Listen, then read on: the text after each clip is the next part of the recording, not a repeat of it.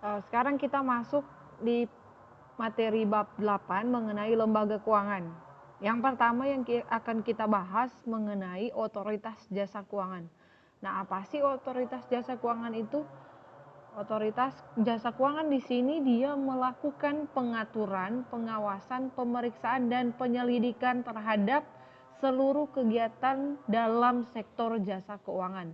Jadi di antara semua bidang perusahaan yang bergerak dalam bidang keuangan atau yang ada proses keuangannya di situ, yang paling tinggi yang mengawasinya adalah namanya Otoritas Jasa Keuangan atau disingkat OJK.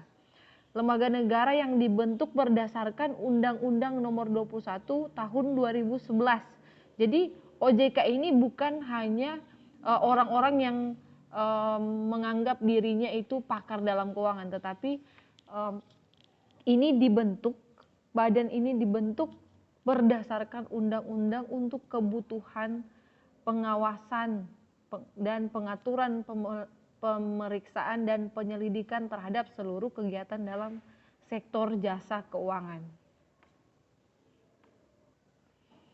Dan tujuan pembentukan otoritas jasa keuangan yaitu antaranya memastikan agar seluruh kegiatan dalam sektor jasa keuangan terselenggara secara teratur, adil, transparan, dan akuntabel. Kemudian memastikan agar seluruh kegiatan dalam sektor jasa keuangan mampu mewujudkan sistem keuangan yang tumbuh secara berkelanjutan dan stabil dan selanjutnya. Jadi tujuannya itu tentu saja memastikan agar jalannya perusahaan tersebut atau lembaga keuangan tersebut berjalan dengan baik tanpa adanya hambatan atau penyelewengan. Jadi otoritas jasa keuangan kalau misalnya ada perusahaan atau leasing atau pembiayaan, perusahaan pembiayaan yang sudah melabelkan terjamin dengan OJK, berarti kita dapat mempercayai perusahaan jasa keuangan tersebut karena OJK merupakan pengawas atau pemeriksa. Kalau sudah ada label sudah bekerja sama atau sudah melalui pemeriksaan OJK, kita bisa tanam modal di situ atau kita bisa bekerja sama dengan perusahaan yang telah berlabel OJK tersebut. Sekarang fungsi tugas dan wewenang OJK. Yang pertama fungsi yaitu tentu memiliki fungsi menyelenggarakan sistem pengaturan dan pengawasan yang terintegrasi terhadap keseluruhan kegiatan dalam sektor jasa keuangan. Jadi terintegrasi atau menyatu atau berkesinambungan antara seluruh. Jadi bukan hanya OJK cuma mau mengatur satu perusahaan saja.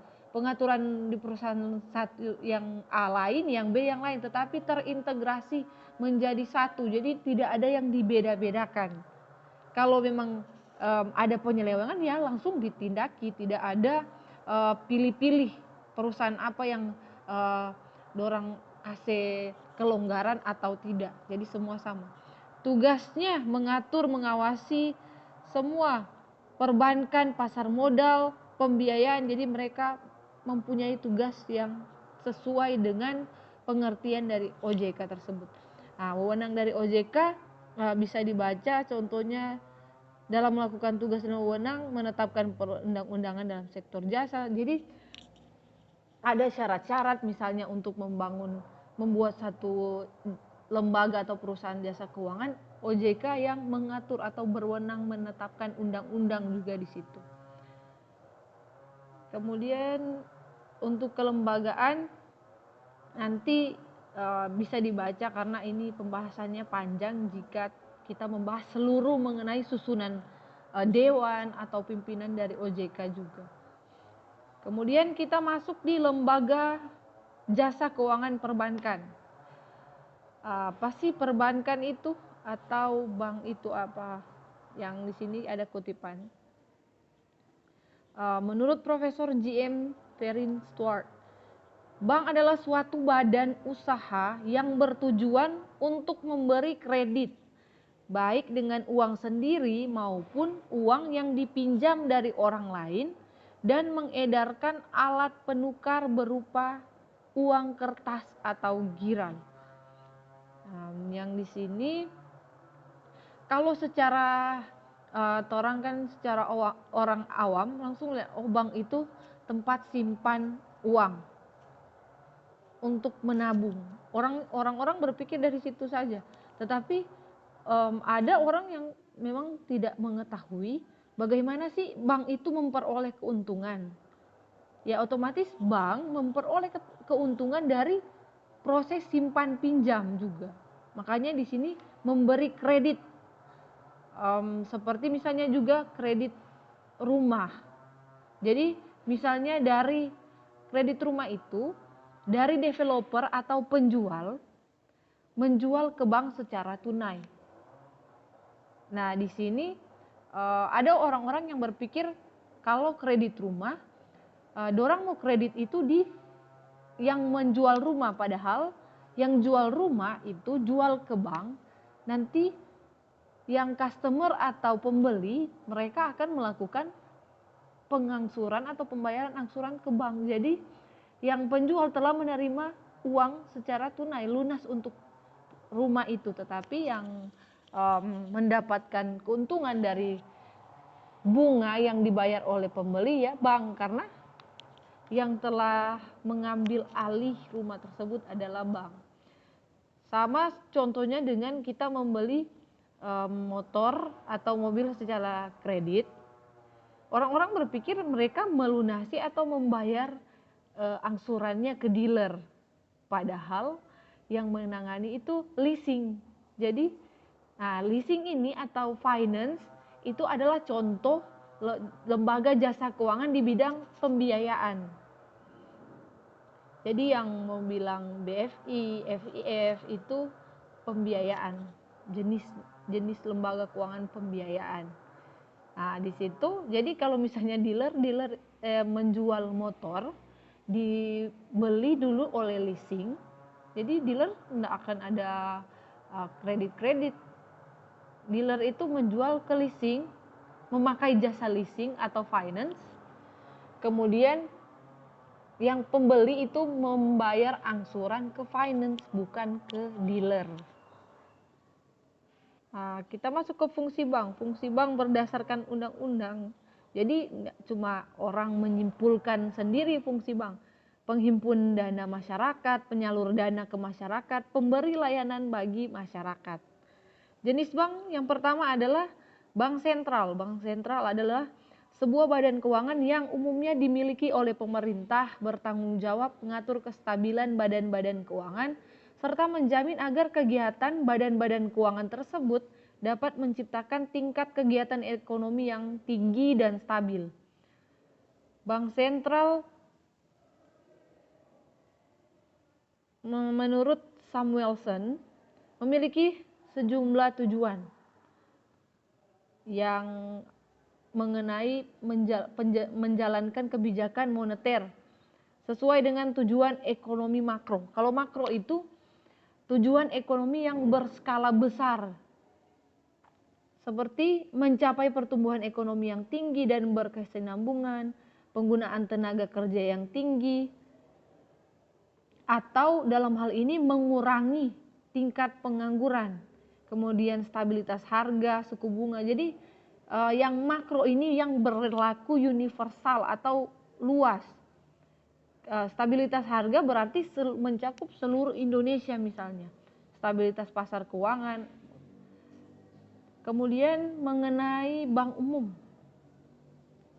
Bank umum adalah bank yang melaksanakan kegiatan usaha secara konvensional atau berdasarkan prinsip syariah yang dalam kegiatannya memberikan jasa lintas pembayaran.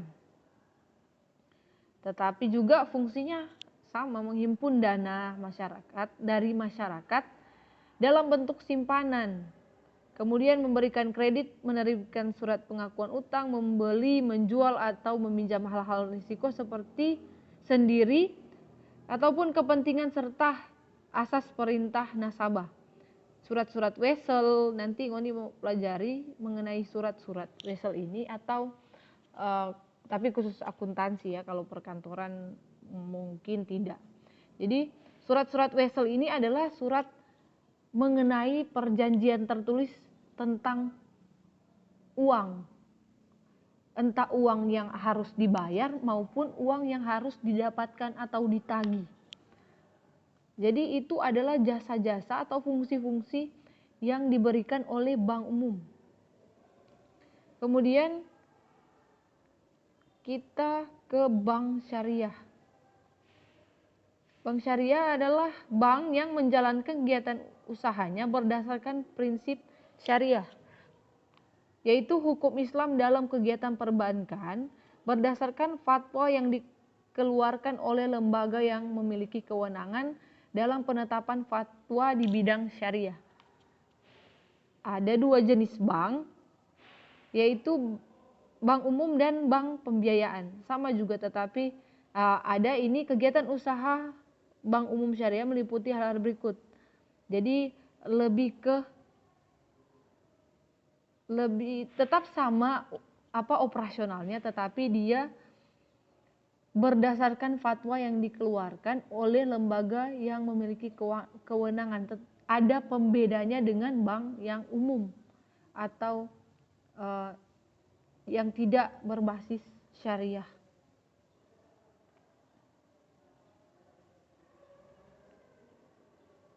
Kemudian kita masuk ke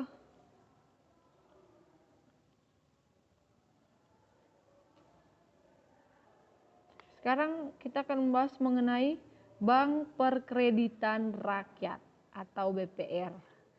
Yaitu adalah bank yang menerima simpanan dari masyarakat, sama saja. Semua intinya menerima simpanan dari masyarakat atau masyarakat itu menabung, itu uangnya untuk diputar kembali sehingga bank bisa mendapatkan keuntungan. Tetapi bukan hanya bank yang mendapatkan keuntungan. Kalau ada masyarakat yang melakukan pinjaman untuk usaha, tentu saja kan masyarakat juga bisa diuntungkan, jadi saling menguntungkan. Selain itu, masyarakat yang melakukan simpan uang di bank juga kan diberikan bunga atas simpanan atau saldo endapan di dalam bank tersebut. Jadi saling menguntungkan. Kemudian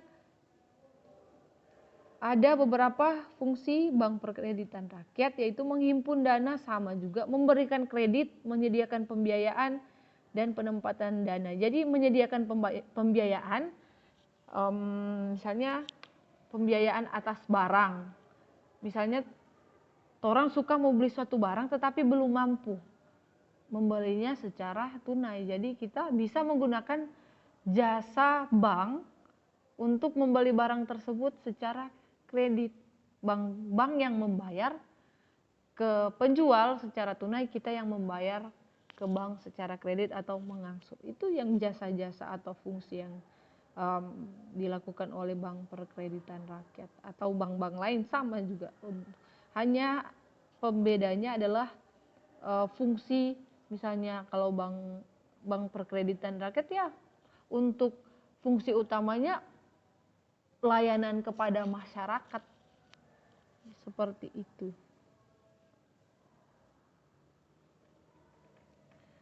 Prinsip-prinsip kegiatan usaha yang harus diperhatikan dalam melakukan usaha: kehati-hatian, prinsip kepercayaan, kerahasiaan, prinsip mengenal nasabah. Produk perbankan: kredit pasif, giro. Kredit pasif yang terdiri dari giro, tabungan, dan kemudian kredit aktif, kredit rekening koran, ada penjelasan yang jelas. Di sini ada kredit-kredit juga. Jasa, kalau jasa perbankan ada jual beli valuta asing atau mata uang, jasa penyimpanan. Jadi jasa penyimpanan bukan cuma uang ada barang dan surat berharga. Kenapa surat itu harus disimpan ya? Karena misalnya sertifikat TOS. Jadi kalau dia hilang, bank yang akan menjamin pengembalian. Pengiriman transfer uang, pemberian jaminan, kartu kredit, cek perjalanan, inkaso, ATM, dan lain-lain. Manfaat perbankan: menumbuhkan sikap hidup hemat, menambah penghasilan, memperkuat keamanan. Untuk manfaat ini sih jelas ya. Tabungan siswa juga ada. Kemudian kita akan bahas mengenai pasar modal. Pasar modal yaitu yang kita biasa sebut bursa efek. Adalah pasar yang menjadi tempat bertemunya permintaan dan penawaran berbagai dana jangka panjang dalam bentuk transaksi jual beli surat berharga. Jadi kalau yang biasa nonton itu drama-drama Korea atau film yang ada para pemegang saham itu, berarti perusahaan tersebut dinilai dalam bentuk surat. Misalnya total penilaian kekayaan perusahaan itu 1 miliar.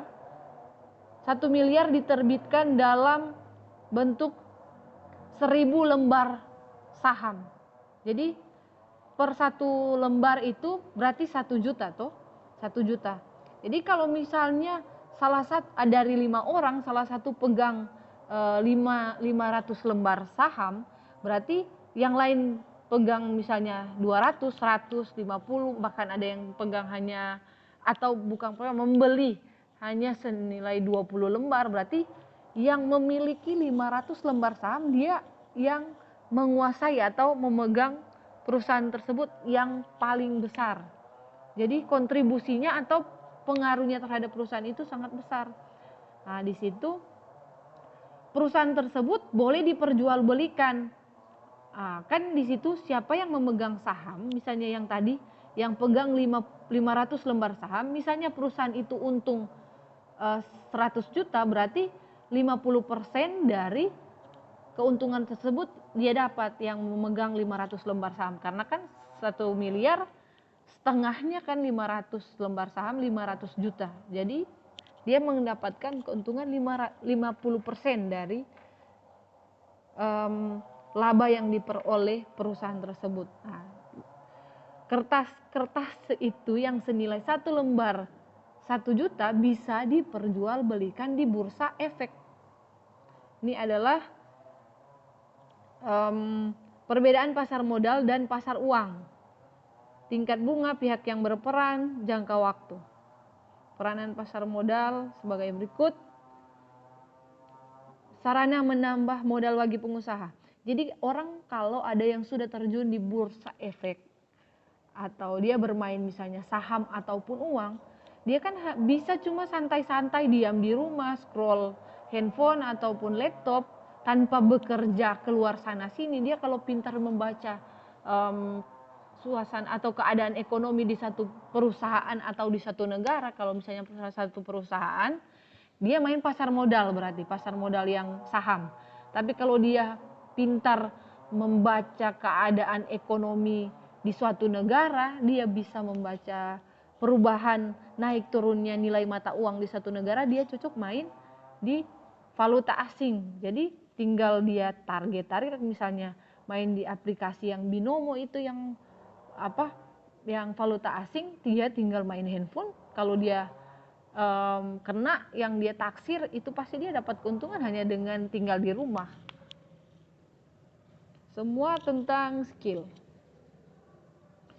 Kemudian kita lanjut, ada beberapa produk perasuransian. Nah, asuransi ini yang kita singkat saja. Untuk asuransi, banyak yang perusahaan yang ingin menawarkan produk asuransi kepada pelanggan. Nah, di situ asuransi kan mengcover, tergantung asuransi. Ada asuransi gedung, ada asuransi penyimpanan barang atau persediaan, itu asuransi jiwa. Ada banyak produk asuransi. Jadi kita membayar per bulan asuransi tersebut, bisa juga mungkin setahun. Jadi dengan tingkat pembayaran, misalnya dengan pembayaran 20.000 per bulan untuk asuransi jiwa contohnya. Ketika terjadi sesuatu, misalnya kecelakaan yang tergantung, kecelakaan ringan, cacat seumur hidup, mati, ada tingkat-tingkat pembayaran yang akan diberikan oleh perusahaan asuransi tersebut. Tetapi tiap bulan kita harus membayar iuran. Kemudian jasa dana pensiun. Dana pensiun ini sih kalau untuk pekerja, tapi umumnya di perusahaan atau misalnya untuk PNS. Jadi dari setiap gaji itu ada sih yang memang badan yang menangani dana pensiun. Misalnya untuk PNS, jadi dana pensiun misalnya ditargetkan 3% dari gaji. Jadi dana tersebut dipotong tiap bulan bagi pekerja, nanti diambil setelah dia berhenti bekerja. Penyediaan biaya hidup di hari tua, ada peran itunya. Sarana peningkatan ekonomi, penambah motivasi dan ketenaga kerja. Kemudian lembaga pembiayaan yang sudah dijelaskan tadi, yaitu mengenai leasing atau finance tadi ya, jadi perlu dibahas lagi. Pegadaian. Nah, fungsi pegadaian mengelola penyaluran uang pinjaman atas dasar hukum, menciptakan pengembangan usaha. Jadi kalau pegadaian yang kita tahu dulu hanya tinggal menggadaikan BPKB atau emas atau barang elektronik, tapi sekarang pegadaian juga sudah bisa melakukan fungsi seperti pembiayaan. Tetapi sama sebenarnya, yang membeli misalnya untuk pembelian motor, pegadaian sebenarnya beli cash, kemudian pegadaian membeli cash atas nama nasabah tersebut, tetapi secara tidak langsung pegadaian langsung pegang BPKB. Jadi sebenarnya seperti pegadaian yang membeli, tetapi atas nama nasabah. Kemudian untuk memberikan kredit tersebut, pegadaian mengambil atau sebagai jaminan untuk membayar, yaitu BPKB motor tersebut. Lembaga keuangan milik swasta, yaitu lembaga keuangan yang berdiri sendiri, bukan dari pemerintah ya. Misalnya ini lembaga keuangan yang milik swasta, yaitu Bank Sentral Asia, Bank Mega, jadi bukan bank BUMN atau BUMD. Ada lembaga keuangan yang tadi bank, yang ini lembaga keuangan di bidang asuransi. Ada asuransi Bumi Putra, asuransi Sentral Asia. Jadi ini di luar BUMN atau BUMD, badan usaha milik negara dan badan usaha milik daerah. Lembaga keuangan di bidang pembiayaan ada PT WOM Finance dan PT FIF. Demikian untuk pembahasan. Terima kasih.